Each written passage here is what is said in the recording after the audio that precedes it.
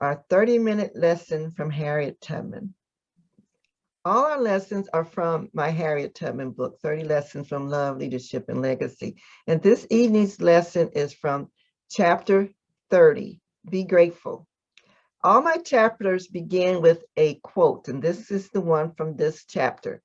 Choosing to be positive and having a grateful attitude is going to determine how you're going to live your life. And that's from Joe Osteen, which many of us have recognized his name as a pastor. So let's hear the story Harriet Tubman has to share tonight. And you listen for the different ways that she expresses gratitude. See, I always come back here to Maryland and get my folks as many as I could. And I go from Maryland on up to Delaware, and then on over to Pennsylvania. Then I cross on over to New Jersey, New York, and I couldn't keep my people safe down here in New York because they passed that fugitive slave law. They come all the way up here and take folks back. So I just kept on going and took my peoples up to Canada, where they be safe. That's right.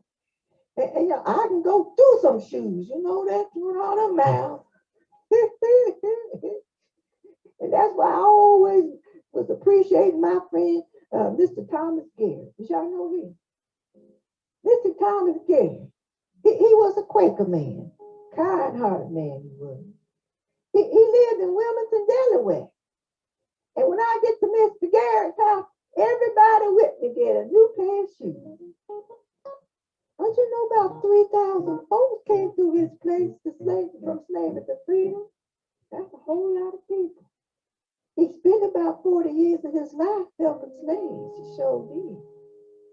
And he was a kind-hearted man. Always wear his black suit, his vest, and his bow tie. And always had a nice warm handshake. You just know that you was welcome in his place. He sure was. And I remember I had 3 big husky men traveling with me. And we was going on up in the forest, and it was snowing. And all of a sudden, my heart went to pounding. It let me know the Lord was trying to talk to me.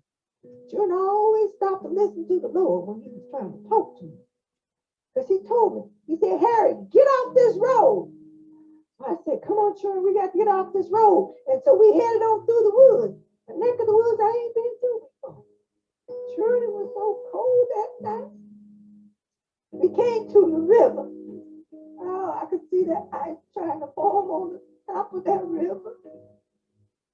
I looked all up and down that river bank. With no bridge, with no boat. I know we had to wade across. But the men folks, they scared, so they stood on the bank to see what was going to happen to me. And I headed out. Then I remember something my grandmother had told me. He said, don't check the depth of the river with 2 feet.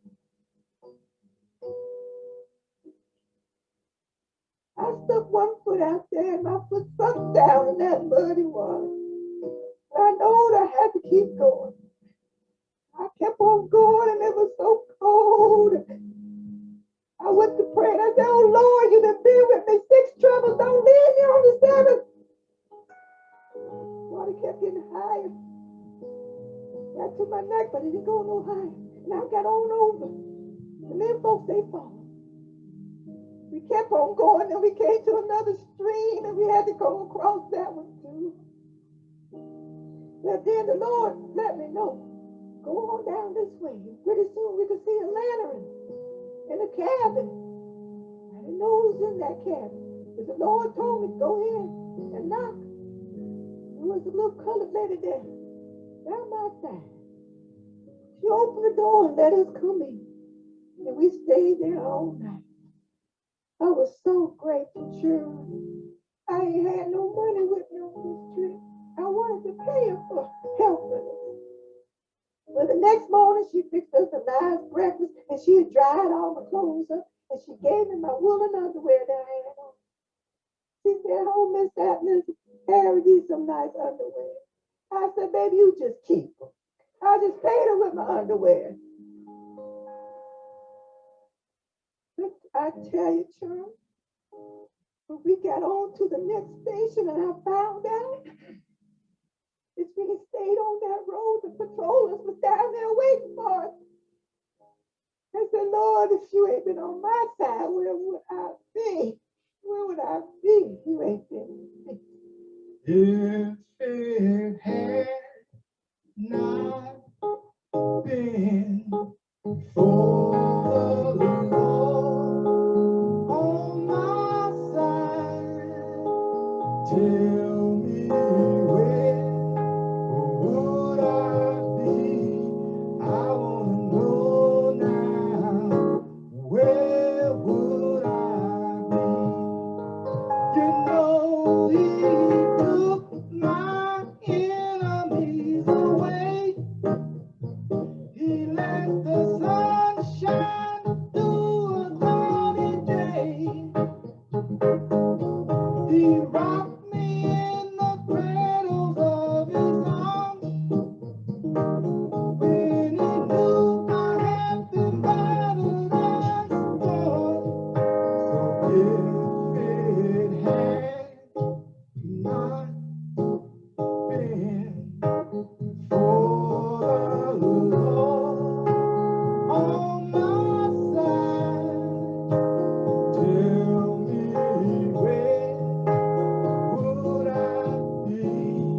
I wanna know now, where would I be? Yes, yes, yes.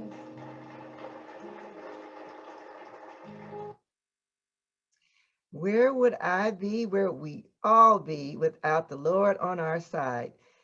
So this little story and song, I want to thank James Brown, my husband, who sings to part of our program.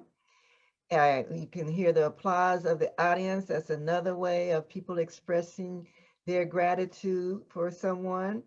And also, remember, when you have gratitude and you want to show someone your appreciation, it doesn't always have to be money that you might give them. You might give them something that's precious to you, but you can see that they could benefit from it and appreciate from it, like Harriet Tubman's nice woolen underwear.